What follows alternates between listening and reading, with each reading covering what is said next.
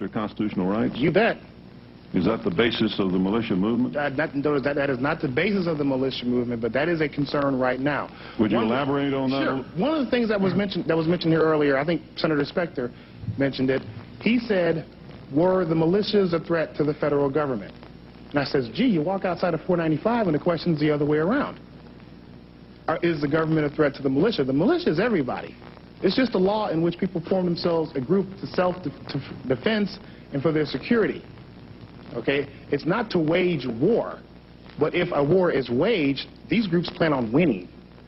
And let me tell you something else. Speaking of this, you're saying should this be looked into? It's a mindset. I was at a gun range earlier this year, and they happened to be firing machine guns that they owned lawfully.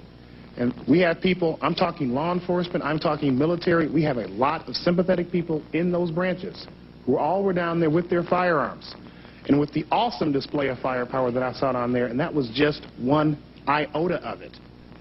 Okay? I say this sincerely, I don't mean to direct this at anybody here, but a lot of people see what's coming down. They see some of the executive orders that are being thrown at them, some of the statements that are being made directed toward the American public. What form do you think is most likely for this warfare to be launched against the people?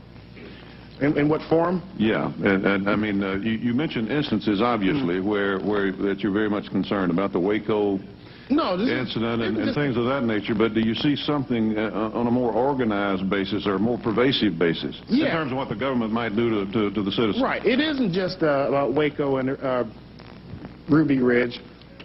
When you hear things about, there was a survey out in 29 Palms, California, in which military officers were asked, if necessary, would they shoot on Americans who refuse to give up their firearms. In any other country, that constitutes a serious threat. Military is not to be used with law enforcement. And there are certain inalienable rights people just aren't going to give up. This is the problem we face here. Even if you say, hey, this is a real bad idea, these guys are a bad idea, and we ought to go just stomp their heads in, you got a problem because they're going to shoot back. And I can tell when those other officers were up here, it was a serious concern. Even though, hey, we all want to preserve our constitutional rights, okay? If there's nuts out there, heck, we'll probably find them before you do and turn them over to you. But as far as the mainstream approach of this thing, and when we hear about some of the plans or ideas that they would like to see happen to us, okay, now I have seen them take place. I'm talking about Brunswick, Ohio. We had one gentleman who got his door knocked on. He said, no, go back and get a warrant. It's under the Constitution. Get a warrant.